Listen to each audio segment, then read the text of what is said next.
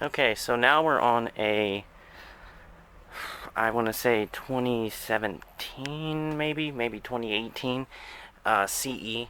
The reason I wanted to do a video on this is because it's got the LED fender mounted signals, which I'll show you in a second. But right now I'm going to do a walk around 78. There is a wasp in here. So that's something that she had spec'd on some of her newer CEs, were LED turn signals on the fender. And I really like that option, so I thought I would do a tour of one just to show you guys the signals. Very nice. Go ahead and can finish the walk around here. Q05550. You can see. Now it doesn't look like this batch of buses got underbody storage though. Yeah, no. Let's see.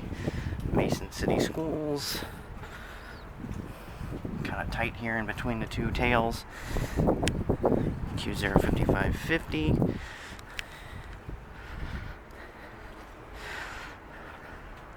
See, we got the white roof, no tent.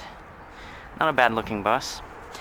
Alright guys, thanks for watching. I hope you enjoyed this video. And yeah.